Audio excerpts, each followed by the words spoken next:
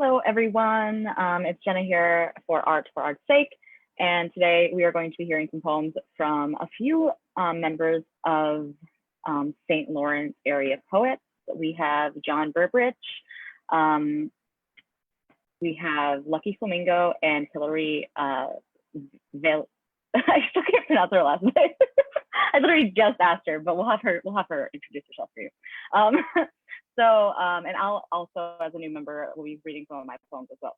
So without further ado, I'll just have them all unmute themselves and get right into it. Okay, thank you, Jenna. Yes. Okay. Hey, I'll go first, okay? Get a lot of people out there? I haven't checked yet. I'll let you know. The auditorium's full, I'm sure. Okay. Okay, let's start with a short one just to get into things. Okay, this is really short. Free verse, only $1. This is pretty short. Okay, this one here. Okay, this one's called The Chase. He wants her, but she doesn't want him, unless, of course, it's all a tease. The dogs and I watch as she climbs the tall walnut tree, swiftly and recklessly. He follows, and the chase, as they say, is on. She scampers out on a thin branch. He follows. He nearly has her, but she leaps onto an arm of a nearby cedar and scrambles down and back onto a lower limb of the walnut. He follows, and around and around and around they go, running, racing, clinging to slender branches, the thickness of telephone wire, up the walnut, across to the cedar, down the cedar, across to the walnut, and back up like blurs, greased, a wild acrobatic mating dance. He almost has her, yet she darts, she swerves, she climbs until, exhausted, he breaks off and climbs to the very top of the walnut and shrieks a rattling song to the sky. It sounds like frustration to me, but I don't speak red squirrelese. The dogs might, but they don't say anything. So we just listen to that sound of anguish squalling up into that empty blue sky. April is indeed the cruelest month. And that's a true story. I got one more for all you musicians out there, okay? Everybody likes music. This one, well, you'll see.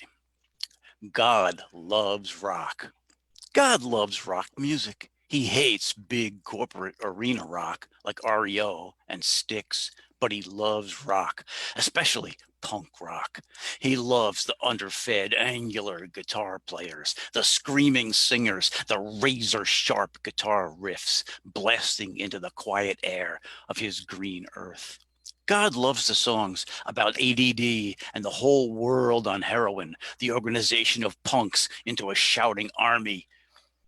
He doesn't quite understand all the words, but he turns up the volume just a notch and hums along with a shrieking freak who wants to exchange his guts for something a little more eternal.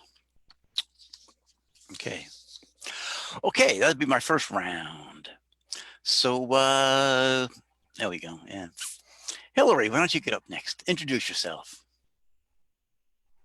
Everyone, your last name, since I butchered it. Hello, everybody. I'm Hilary Valancourt. I am an attorney here in the North Country. I practice mostly estate planning, but also do nonprofit law, business law, and a few other things as well. So, of course, it's a small general practice, so I do a lot of different things, but those are the primary areas that I practice. We were joking about whether or not I would make it today because I am due with my second baby here any day. But here I am coming to you live, so I'm ready to go.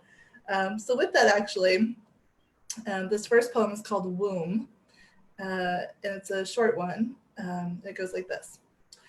I will keep you safe, my child, like bulbs of daffodils, sleeping in sturdy soil, and I will love you all the while, so you will bloom the sunniest.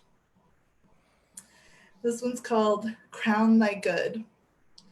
If I could float on cotton clouds, I'd sprinkle stardust as I go, to soften an angry, hardened world, to brighten hearts grown cold. If I could soar on eagle's wings, or sail on red glaring rockets, I would drizzle dawn's early light and cast amber seeds of kindness. Nice.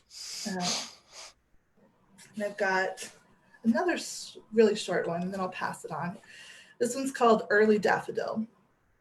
She was a daffodil in February snow, blooming before her time, too bright for this gloomy world. So I'll pass it on.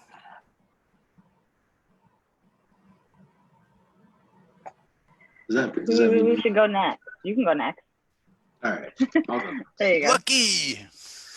I am Ryan Murphy, but I go by Lucky Flamingo for my music. Check me out on Facebook, Twitter, Instagram, and all that. Usually I'm a musician. I write lyrics, but sometimes they're real stubborn and don't want to fit into a song. So then I started writing poetry. This one is called Volcanic Ash. She falls all around me, like volcanic ash frozen in winter air. I'm left snowblind, awaiting an eruption. Like the people of Vesuvius, forever in a second. Still, brittle, eternal. She burns in my lungs and goes, like smoke in a gale, leaving a thin sheet of frost, bracing, obscuring. I'm petrified in place, until I scrape and melt and chip it away. All right, so that was that one. Let's see, what else am I going to do next? All right. This one is called Serpentine. Did I wake up unstuck in time again? Is this where I used to be or where I am? Am I walking through a memory of another life or am I just elsewhere? Back in Pangaea, Ireland ran right up to our coasts, and a vein of serpentine still runs through their hills, down through our Appalachians. Am I there again or am I here? The supple forests and mossy rocks, and green fields buckling and rolling hillsides, lapping against the horizon like breakers in the sea. They're no help. It all looks like home, and that serpentine must have pulled me in like a magnet. Did I walk these streets in another life, or is it another me here now? It's all so familiar, even at first sight. Cross the Halfpenny Bridge, have a pint on Temple Bar, any pub will do. Look up for the spire to get your bearings. Did I see the bullets hit the post office on Easter 1916? Or am I just looking at some holes from across the street at a Carol's selling stuffed leprechauns and Kiss Me I'm Irish shirts to tourists? Am I hearing the finger-picked melodies as they resonated long ago, passed down ear to ear? Is it just Brennan and the Dubs playing from another CD available for purchase? You know, this one Metallica played it. Is that Oscar on his rock, or just a Hard Rock Cafe near Bono's hotel? When the soft rain falls on the cliffs, or a rainbow cracks the sky above the Clodagh and bathes Galway in gold, when the fields and farms look like the back roads of home, until a crumbling stone heap shakes loose the trance, when I stand over an ovalette where souls were tortured centuries ago, and then go back and scroll Facebook, maybe duck into the garage bar and hear scuzzy rock imported from the States. Was I here before, or am I just here now, corrupting my own past with another American infection? All right, I'll pass it on for now. I got a few more after. Very nice. So I guess that leaves me, first time reading with you guys. So since it's about social media and how it's, I guess, my perception of how it works and whatever, you'll find out. Social media, both a facilitator of interconnection and a promoter for the suicide of the self-expressed. Mending the media of the mind on the social sanctioned sidelines, disguised as the playing field, where nobody cheers, just thumbs up from your competitive slump. Years of training, but for what? Nothing gained, a massacred mindset. Those I called on for years succumb to the admiration of our perfectly programmed peers. The hardwiring has been reconfigured. I don't know this code. Are we still able to reboot the system, or have we lost our progress in the firewall? So what do I want to do next? I guess I'll do this one. You sound about as confused as Lucky on that one. Am I here or am I there? Yeah, exactly. Definitely. Okay. This is one I wrote more recently. Still in the works, but I'll share it anyway. She said she loved the sunrise, so I promised to open my eyes every day to watch it with her until she saw into me, realizing I would stand by her until the very end. It was a hopeless dream, what I wished we'd be. All I craved was to hold you close. I knew to you it was nothing important, but to me, I would give you my all. I never felt so quick, so fast. I want every moment with you to last. To make you mine is my current wish, to support the light of the sun rising, making you, you. Those are more short. I guess I'll do one more just, and then I'll pass it on. I'll do this one. Okay. I look just fine, except my thighs are a bit too close together, and I can feel the fat that borders my spine. My feet are too wide, and my stomach isn't thin. My bones, they can break, yet I can't crawl out of my skin. My breasts are too tiny, my hips are way too wide. I think I might cave in one day if I don't drop to size 5. I lost my collarbone some years ago. I miss when they poked out. No jewelry has the same glow. I hunger for starvation, my own killer's last meal, because just fine doesn't satisfy the craving to appear better than you feel. So yeah, I guess I'll pass it back to you, John. Oh, okay. Thanks, Jenna. And by the way, people, if anybody has a question or something, you can do that as a place for comments, right? And then you can just and then I'll let you know for facilitate sure. that. Yeah. Okay. Definitely. This one's a little short, not as short as the first short one, but it's kind of short.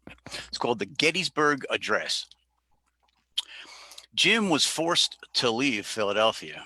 The neighborhood was going downhill and he was out of work. Jim got a job in Gettysburg as a warehouse manager and got an apartment. His new address is 1865, number 16, Lincoln Street, Gettysburg. That's Jim's Gettysburg address. Okay, and this one's a memento. I could call it, I suppose, a souvenir of New York City. What's memento? It's still there, a 5-inch ridge across my belly, flanked by groovy striations, zones of angry red, zombie white, ugly in daylight, cool and otherworldly by the dance of a candle's flame. It could have been a postcard, a 3x5 colored on one side, Coney Island, the Museum of Modern Art, the Empire State Building, or a Yankee yearbook, a ticket from the Staten Island Ferry, a statuette of Lady Liberty, 4 inches tall, a rare edition of Ferlinghetti's A Coney Island of the Mind, found in an East Village bookshop. The pages creased, columns of marginalia in red ink on nearly every page, complete with arrows and underlines, circled words and question marks. Yeah, it could have been a lot of things. Instead of some punk on a subway platform in Brooklyn, tattooed with an orange mohawk, eyes like a supernova exploding in the heart of a galaxy, and a sharp knife, he grabs your purse, slashes me, and runs, dodging, the wide eyes, open mouths. Years later, your tongue glides along the angry red. Your teeth dance in the zombie zone, and by the candle's flicker, your eyes smolder and burn. Here we are, like always, in the present, making memories.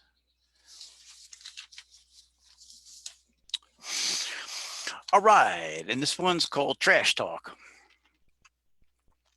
2 weeks worth of plastic wrappers, glossy magazines, empty cartons, chicken bones, table scraps, drain hair, cat litter.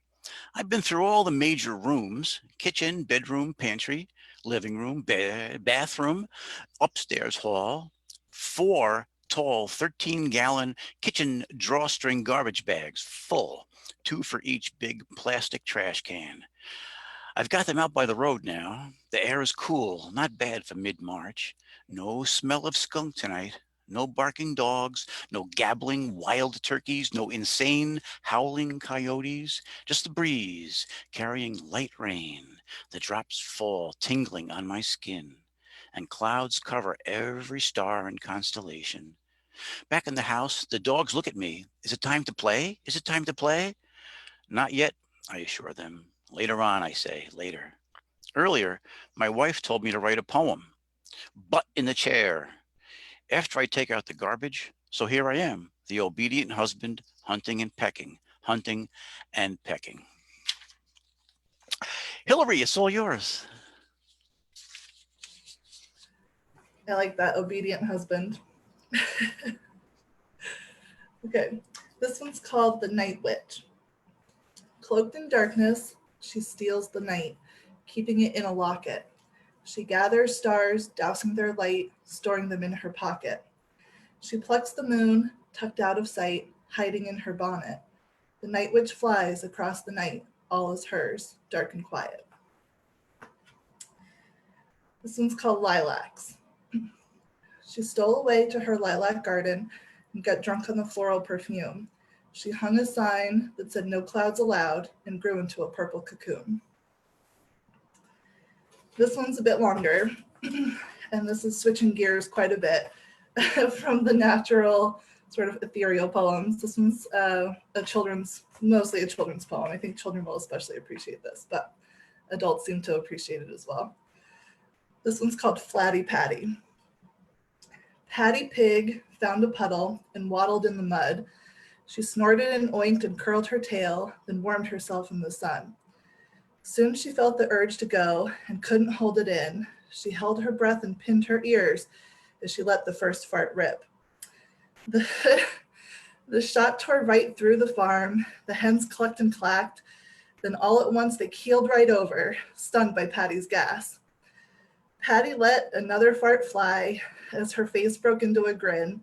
Quack the duck lost all his feathers in Patty's gust of wind. Overhead came a flying, a perfect formation of geese. One by one they fell from the sky when Patty cut the cheese. The hay bales all exploded. Patty wilted rows of corn. Cows gave sour buttermilk as Patty tooted her horn. Horses bolted from the farm. Fresh eggs cracked and spoiled. Sheep swolled straight and stiff as boards from their pretty little coils. The animals begged and pleaded for Patty Pig to stop. She heard their moos and moaning, their neighs, clucks, and baas. But when she heard their groaning, Patty Pig thought to herself, they must really love my tooting, so she kept belting them out. I'll pass it back to Lucky. Oh, beautiful. Yeah. So cute. Lucky, I would could see a definitely book with that. Lucky, you can put music to that, can't you? Oh, totally. My kids would love that one for sure. All right. Now, I know we were warned about getting pornographic, but this is merely suggestive. Go on out and eat the world. What's the point in not trying to feel all of the good? Life is not penance. Let go your grip, my baby. Fall headfirst into the ocean. Currents of fresh elation and dissolute undertows. The pulsating and undulating, quivering and transcendental. Wallow in the muck with the worms and the grubs. Be filthy and glorious and moist. Okay. This is one I just wrote recently, so I don't know if it's done yet, but we'll see. Inner monologues accompanied by the whirring backbeat of the teeth of a cassette tape, a copy of a copy of a copy of teeth like on brand new Goodyears sticking fitfully on the hot Tallahassee pavement as the sun sets and the sun sets and the sun pedaled to the floor on a Texas highway Saturday morning with no outstanding warrants for my arrest. I'm dreaming of home, I'm dreaming of home, I'm dreaming. Static roaring hoarsely through the midday sun during game shows on local TV. One of these days, one of these days, one of. Okay, let me see. Oh, this one was supposed to be a song, but then I stole the melody for something else, so now it's a poem. It's a little insight to how musicians write songs, because sometimes it's like, yeah, that riff, I'm gonna steal it. Neon flickering on the strip tonight, pink sunset starts to fade. Billy at DeChico swore to me tonight he made the best pie ever made. These kids with flyers wanted me to know they make the strangest sounds. The light was just right, orange and red, and they floated right above the ground. They wanted me to know. They wanted me to know. Vivi and the girls got a clean review. They won $1 million shooting dice. Jenny at the shop inked the best tattoo she'd ever drawn in her whole life. OGZ climbed the Southtown Bridge and staked his claim 40 feet wide. Wesley on the corner freestyling rhymes came natural to him once he tried. They wanted me to know, they wanted me to know, they wanted. Seemed a sugary fog settled in, felt like 2 a.m. never came. The wind played a mix of half-heard songs on runaway radio waves. Shadows on the lamplight curve and twist and dance a joyful waltz. For all the famous half-remembered names, the city belonged to them all. They wanted me to know, they wanted me to know, they wanted me to know that everybody here is walking with a wish. You can hear it in the breeze downtown. These streets, they hum with hope, I swear, you just gotta poke around. I could definitely hear that as a song. Very Yeah, good. maybe it will be again. I don't know. Yeah, nice. Its riff got stolen. Oh yeah. All right. Do you want me to do like one more or you want me to pass it? You can fight Jenna about that. You can go for Okay. it. All right. I'll do one more and then that'll be it. All right. This one's called I Hope He Lives Forever. I hope he lives forever, thousands more years. Each new trophy wife grows old and dies until he's so mottled with age and rot, and he's pissed through every cent that he can't find a new one. And his kids, grandkids, great-grandkids, onward and onward, bear no resemblance. Their features softened and warped by breeding, his influence reduced to a footnote. Source decayed. Just an interesting factoid some nephew pulls out at a bar. I'm related to a former president. No one left to need him or use him, just tuck him away in a home and forget about him. A deathless human artifact of a bygone time. A museum exhibit in Depends. I hope he lives forever so none of us can ever forget, can ever minimize what he was or the threat he brought. Violence, hate, uncertainty, the degradation of our standards mirrored in the degradation of his body. Skin softens, droops, and tears, organs failing, but death never gives it sweet relief. I hope he lives forever so thousands of years from now, if there's a planet left to inhabit, people can charge tickets. Kids and tourists can go gawk at him propped up in a bed behind glass. Like General Tom Thumb or Wang the Human Unicorn, a proper old-fashioned geek show like he turned society into. I hope he lives forever so when the tides rise and his penthouse is a mile offshore, he can stay marooned up in there, too feeble to scratch out a message in a bottle, and I hope he lives there until the next ice age, shivering on a floe, drifting nowhere, towards nothing. I hope he lives forever because in a billion years, until the sun burns out and the planet dies, he'll never atone and he'll never earn the release of a death. Wow. You did that one in Malone, didn't you? I did. I remember that. I remember that one. Very nice. Oh, thank you. Okay, so this one's about, a lot of mine are untitled. I tend to not title my pieces. If they do happen to get titled, usually it's because someone made me. So this one's just kind of about expectations and the uncertainty of them. My current self remains empty, reaching for an out-of-sight glass pitcher that will replenish my dehydrated veins, wondering if my future self has been quenched by waterfalls or if they discovered that I have been grasping onto thin air this entire time. So this next one is titled. It's called To the Child I Used to Be. I often feel like I am letting down a little girl I used to know. She had so much hope for my future and so many dreams the night sky alone could not carry them. I still see her smile resembling mine, and when I find myself caught navigating my way through the stars in the sky, I remember her passion and how she would give anything to just shine among them. So this is one I wrote more recently. Those were in my poetry book that I've written, so they're kind of older, but this one's more recent. It's called Time. Yesterday, I was a seed that was watered, cherished, and grown, blossomed into a bud where I was fostered through love and peace until I became a petal that bloomed into a beautiful flower. By evening, it became chilly. The storm clouds swamped in. I did not like this new world that felt so much less safe than that from within my skin. The night was hard to last through. My skin was torn and part of me was blown across the sky, far, far gone. By morning, the sun shone once again. I thought I had made it, but only to my surprise, the sole of a shoe pushed me several feet in. This was not what I had hoped for. It felt like the end. I thought there was no escape, but luckily for me, the seeds blown in the wind were sending me a second chance. Within 24 hours, I lived, loved, and lost. Still, in the end, time was never truly lost. Okay, so this last one, I actually wrote a long time ago, and I've spoken this one many, many, many times.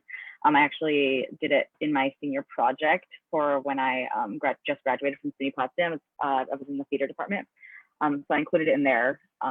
So some people may have heard it, but it's called "I Am a Contradiction." I am a contradiction, one that feeds off of self-hating thoughts. But by self-hating, I mean self-loving. And by self-loving, I mean treating myself once or twice or 4 times a week to an impulsive spending spree. You can find me listening to music alone in my car or at a loud concert, which in a sense is me listening to music alone in my car. I once screamed, "Catch me if you can," while running from a cloud. I passed it 7 times before letting it tag me back, and since then I've been on the continual chase, but I've still yet to regain the feeling of my feet on the ground.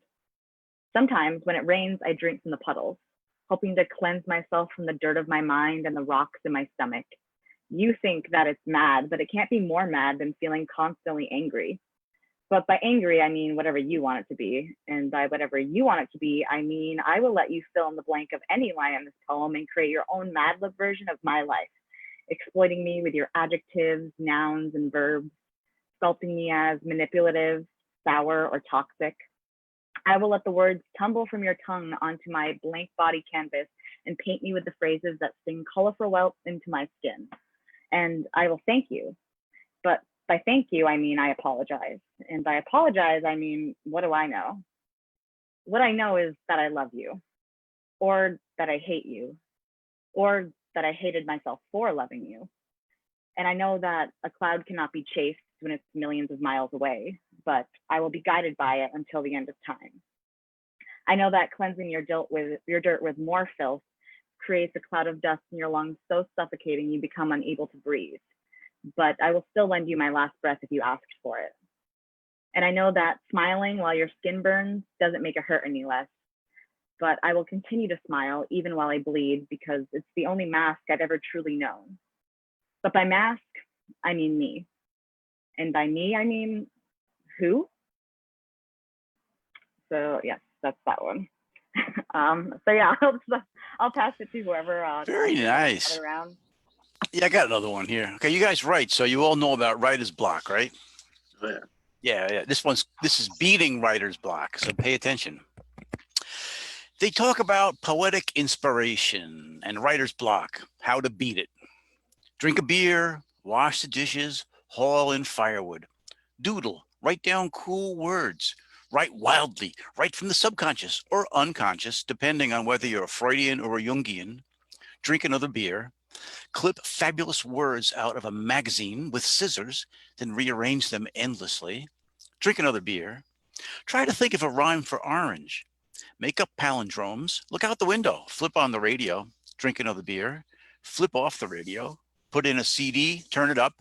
Turn it down. Drink another beer. Change the CD. Break out a box of crackers and a block of cheese. Turn up the CD. Throw a log on the fire. Crack open another beer. Adjust the damper on the wood stove, look for a red pen, then a green one, crack open another beer, then discover you've got 2 open bottles, drink them both down fast, amazed when they're both empty, go to bed and dream, dream, dream, a great way to find ideas. Dream.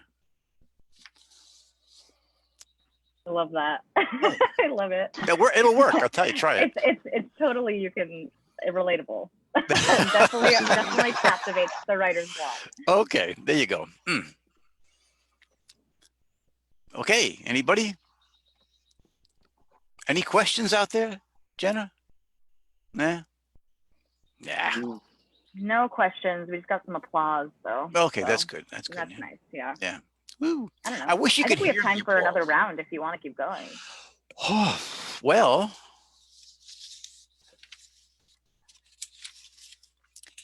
Hilary.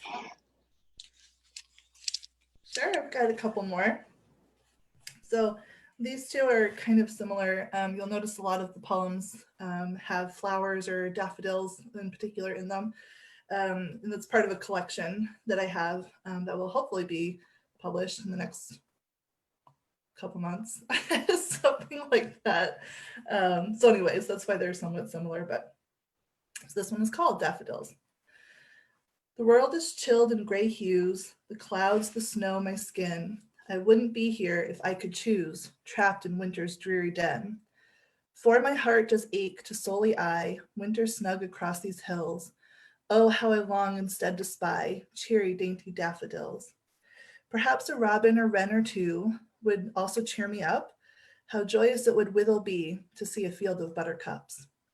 And oh, how sweet a sound to hear, the buzzing of bees making honey. For rather than this pearly gloom, the world would be lithe and sunny. With a heavy sigh, I must relent. I see only winter on these hills, yet I shall endeavor in my heart to keep a world of springy daffodils.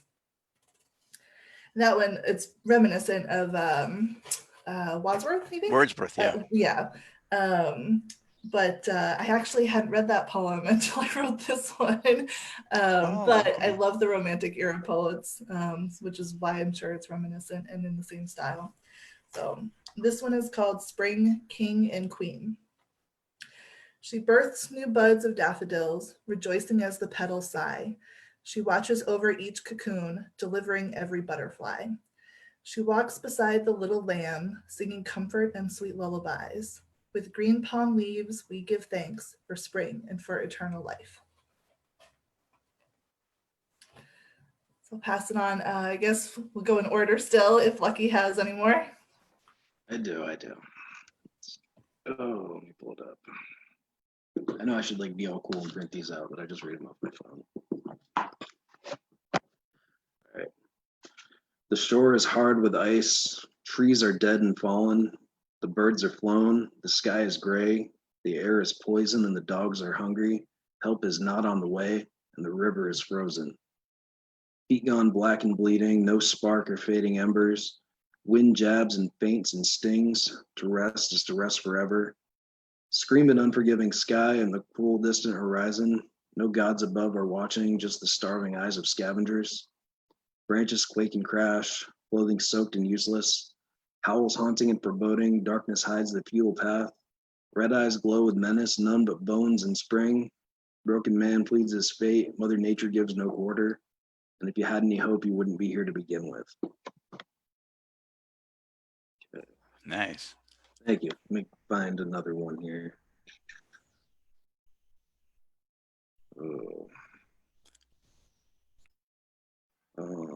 People are seemingly enjoying that we're continuing. So they're like, yes, there was a comment about your Daffodils poem. Love daffodils in the poem and words as well. Okay. All right, this one's called Meet Space Friends. Meet Space Friends sort themselves out. Samantha, Miranda, and Chandler and Ross. My non-TV friends pretend like they're Bojack to hide that they're secretly Todd. IRL friends don't get season finales. Mid-season, they recast and scatter.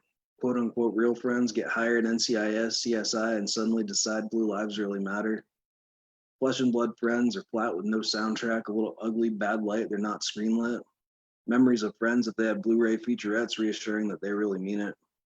TV show friends for 30 minutes an hour, you can binge them and life's not hectic. Forgotten friends, all the sets have been stricken, still wishing for a reboot on Netflix. Meet space friends switch from hero to villain, unconcerned with logical plotting. Left behind friends go on for seasons without me, no button to ask if I'm still watching. And I'll pass back on to Jenna, because I think I'm about tapped.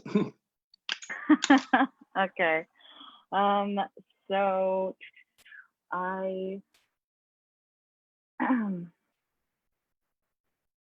wrote this one actually in a poetry class I took, and it's the Anadiplosis style of poetry. So anyone who doesn't know what that is, it's basically each new line starts with the last word of the line before it. So it was really interesting, and this one's called Tug of War. It never ends. Ends only leave me empty like a fiery ache that echoes throughout the room to grow from the child to the adult to the child once again. Again, it never ends. Ends like the grass that lets go. Go away, I cannot take it. It is to be expected that he leaves. The leaves fall from the tree branches that stretch out of my mind. Mind your own and leave me alone. Alone, and my throat is closing quick like the sand that pours out of the glass by the hour. Our love is one that is entirely within. Within me, still I have never known not what it is to be a thing beyond this home. Home is where we make it. It is not permanently confined. Confined corners make sharp points. Points are useless if you cannot execute them properly. Properly is not what I am. Am I just a bit too loud? Loud as the silence that never ends only leave me. So that is that one. I like that. Hey, what kind of what's the form? What's the name of it? Do you know? Oh, it's called Anadiplosis. Anadiplosis. Why not? Oh, of course, yeah. It's really, I always love the word. It's like, Yeah, well, yeah. That's one of my favorite styles. So you need to end one line with that word and start the next line with that word. Yes. Okay. Well, and you can also play around on it. Like, for example, I used the word glass by the hour, and then I started the next one with hour, but like hour. Yeah. Oh, you are. Yeah. Possessive. So I play around on it. Okay, you can. That's allowable. Okay, cool. Yeah, definitely. Okay, I'll do this one, and then I'll just be done. This one I wrote a long time ago as well for a theater course. It's called I recall the last time my mother tucked me into bed at night. I recall the last time my mom tucked me into bed at night. I should have sensed it coming by the way my feet peeked out from the bottom of my blankets and hung off the edge of my bed, or in the way my mother's eyes began to dim and lose their light whenever she looked at me. I began to see that same light dim in the eyes of everyone else around me. Children that used to swing on the jungle gym like vines in a forest, so swift and precise, as if they were being chased by a ferocious bear, adrenaline being their only fuel and their only superpower. Or those who were the dictators of their own monopolized sandbox kingdoms, banishing all those who stepped foot in their territory, like a dragon protecting a village of the most influential people we have discovered thus far. These same children were now being found behind glass screens that offered them a world that was designed just for them, but not created. One that could be held, but not discovered, reflecting that same light back into their eyes, but never resonating there. I adapted to these changes like any other human being did, learned what it was like to become a puppet to these predestined mind caves, but I still occasionally would catch a glimpse of light, whether it be in the way the moon caressed the night sky with its glowing surface, reminding me of a giant ball of laughter and peace, or the way strangers would smile to me when I passed them on the street, making me familiar again with the power of mystery in the human imagination. So now every time I go to sleep at night, I look back. I recall all of today's events and happenings. I release a smile, a laugh, or even a tear. I tuck myself into bed, and I always sleep with the light on. Yeah. So I don't know. That's all I have. So. Well, what about the crowd? I mean, do they want more or what? I don't know. Let's see what they're saying. So far, they haven't answered anything on that. So we'll see. I guess we'll give them a second. All right. Since there's always a little bit of lag on these live streams. Yeah. How's everyone doing today, though? We can throw that out there. Yep, feel that. Or stack firewood all morning outside. Okay, we got a more, please. Do you want more? More, so. Please. Okay, I got a pile over here. Hang on.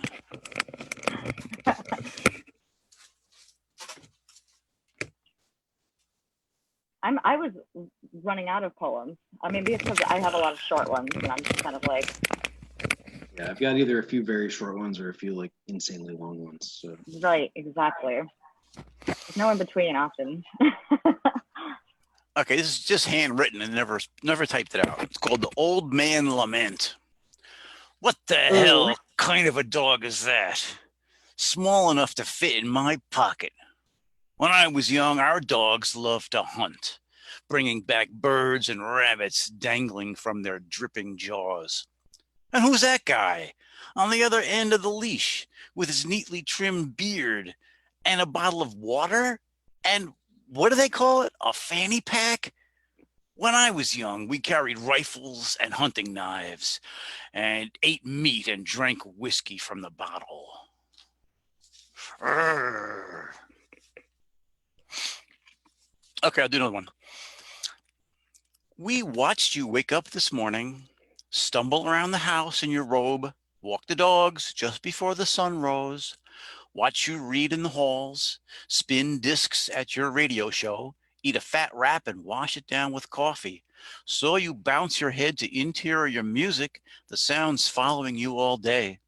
We're watching you, John, watching you lug in the firewood, walk the dogs again, eat cheeseburgers, drink a beer, wash the dishes. You're not paranoid. We're really watching you. Right now, we're watching you write this poem. Crack your knuckles between lines, smack your lips to savor that cheesy meat taste, gazing at the screen through your green-colored glasses, bought months ago at a local pharmacy. We'll watch you tonight, John. Watch whatever you drink, whatever you read, write, whatever you do. Watch you walk the dogs again under the hooked moon, under the streetlight, writing it all down. I like that mic drop at the end. Oh. Theoretically, you're like, all right, anybody? Yeah, we can just, whoever has one in front of them, just go. Okay, I got a couple I can do, I suppose. All right, this one's just called Mule. It's a very short one. Standing up hurts. I'm not sure I like anything anymore. High blood pressure, bad credit. But don't worry about the mule. Just load the wagon. They need me to do this. Okay. All right, this is called BC Love. The older religions were about what you did, not what you felt. Practice, ritual, meditate for hours, pray this way at this time. Acts of service to make your devotion real. The newer faiths, your Christianity and such, all touchy-feely. All about basking in the shiny white glory, vibing to gospel choirs and convulsing in spasms, letting the clean, pure light burn down from your subcutaneous core. I need to make myself feel the old religion love. The I'm still here, aren't I love? The I did the laundry and paid my half of the bills love. The I'll help you finish and throw you a towel after love. The walk, the fucking walk love. Because I keep yearning for that shiny, clean Christian megachurch, feel it from your nose to your toes and praise, glory, hallelujah love, and I just don't know if I deserve it.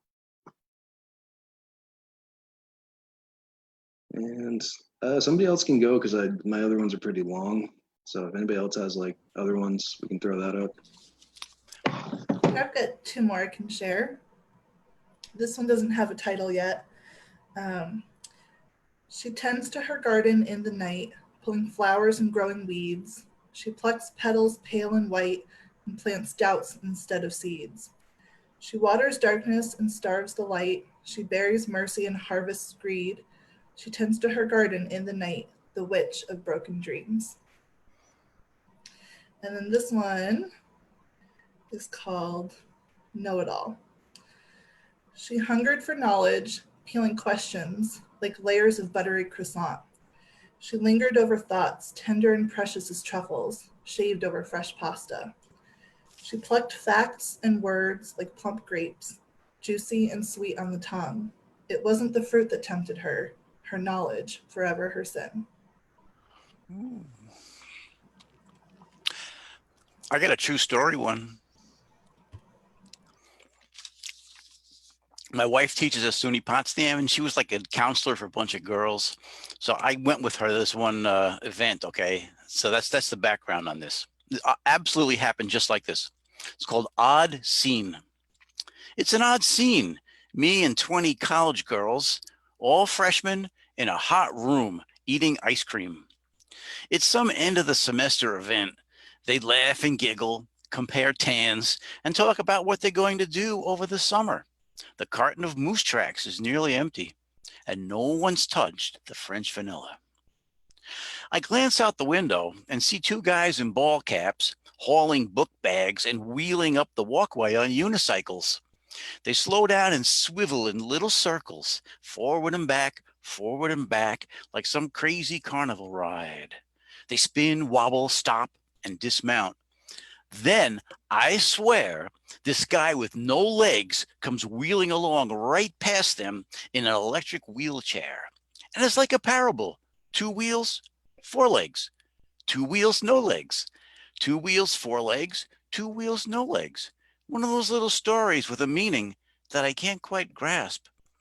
I reach across the table and, before it's all gone, spoon myself a healthy dose of heavenly hash. And it happened just like that.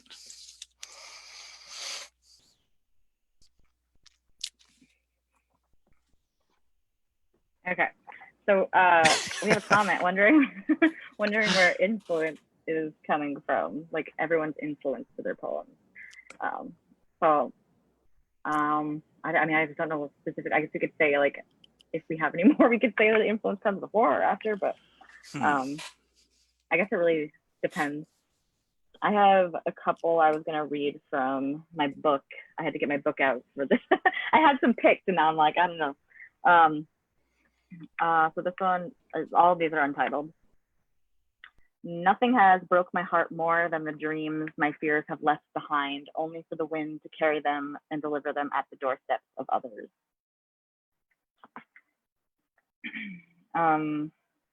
I guess, like, I feel like influence for most of these just stems from experience, probably. I don't know if you guys can relate to that as well. Absolutely. No, mine, like I said at the beginning, mine are usually, I mean, a lot of times they're either song lyrics that I couldn't, that either I gave up on as being a song, or just it was an idea that ended up kind of taking off on its own.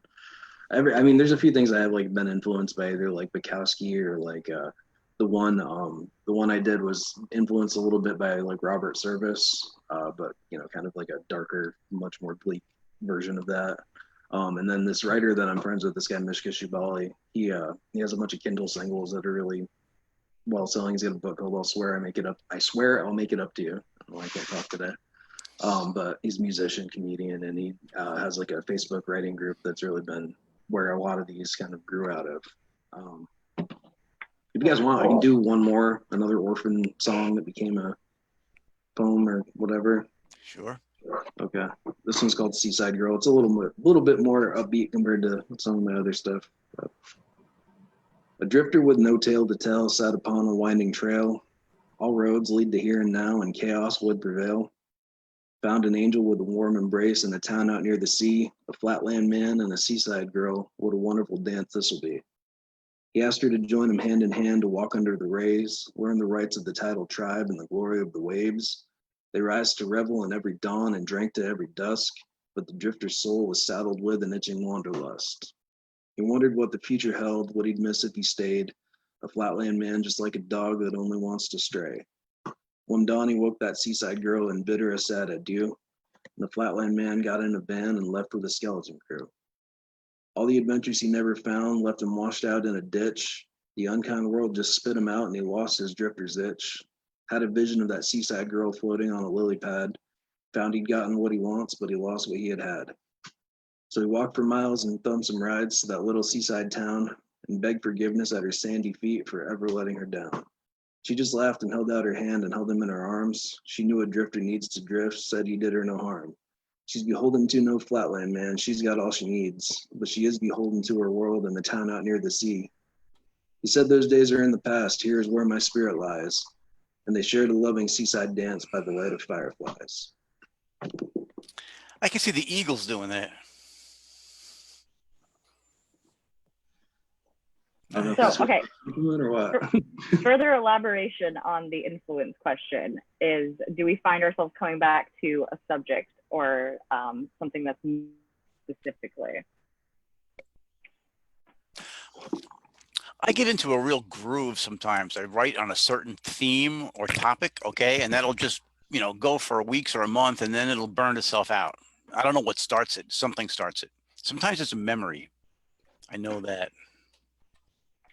Yeah, I absolutely. I mean, I come back to similar themes, just like John's saying. I mean, I've got a lot of either like loved ones or like memories, places I've been and stuff like that. Then sometimes, I mean, sometimes they're just fiction. I mean, you get an idea for a story in your head, and that's just what it wants to be, is a poem. You know?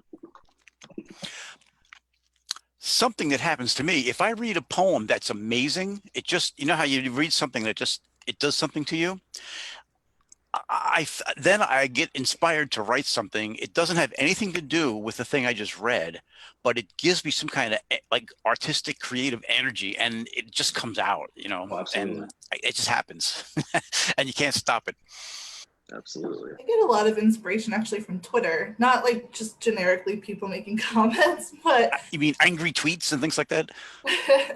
no, there's a lot of really great prompts actually on Twitter. So there's one in particular that I really love called Dimpleverse.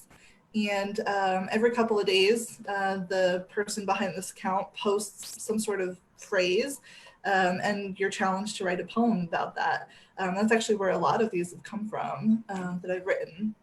Sometimes they post a picture or a GIF, and you are challenged to write a poem that might be inspired by that.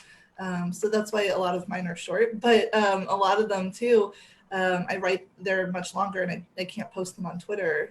So I just save them and collect them. And but it's a really great place to start. And if you don't have some sort of idea of what you want to write about, the prompts are so much fun, because there are so many different things that I never would have written about if it wasn't for these prompts. Good idea.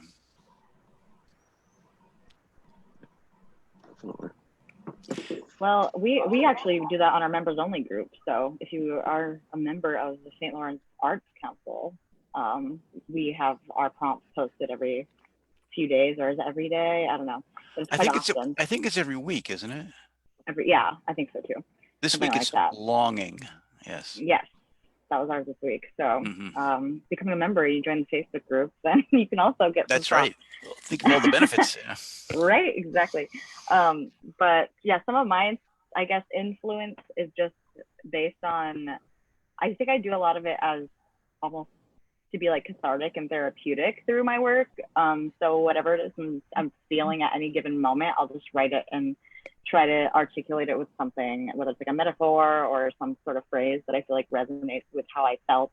But I also like trying to make things super vague, because then they're interpreted however one wants them to be interpreted. I don't want it to be super specific of like, this is anger, this is sadness. Like it could be whatever you want it to be, basically. Yeah. That's what I like about writing. And I also usually do visual art with my poetry. I like to put like random phrases or random pictures with the phrases, just because I like both combining. So that's my thing. Yeah, like I'll even show you, for example, like this one I'll read next, but it has a clock with all the numbers coming off of it. Okay. And I just did little doodles with my poems to get a visual element to them. But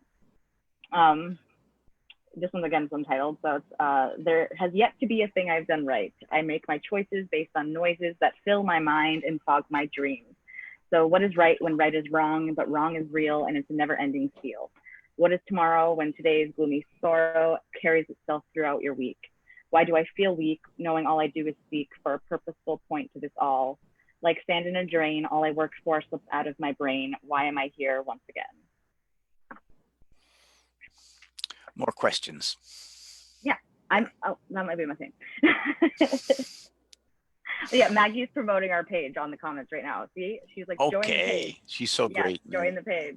Yeah. I will say, when I was a teenager, my two biggest influences in writing poetry, the first was, of course, Edgar Allan Poe, and the second was Jim Morrison of the Doors. I always loved the poetry in their songs. Amazing. There's a lot of artists who are musicians that write in a very poetic way. Yeah. I know, like one modern one is Lana Del Rey. She has a lot of really, I don't know, you guys know her, but she has a lot of poetic music, which is really interesting. I've heard of her, yeah.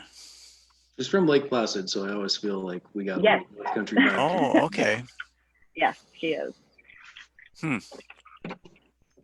Yeah, one of mine that I read earlier is actually like It's a little bit like spun off of either images or like specific lines out of songs from this band, the Mountain Goats, but I don't expect anybody really knows them around here. So. I have heard of the Mountain Goats. Yeah. You've probably heard of it from me talking about them on Oh, Facebook. maybe. Are they local? No.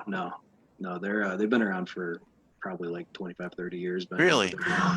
I'm pretty sure they had one of the CDs at the WTSC in Clarkson. They might have. I think I played them. I said, this is a great name for a band, the Mountain Goats. We got to play this, okay?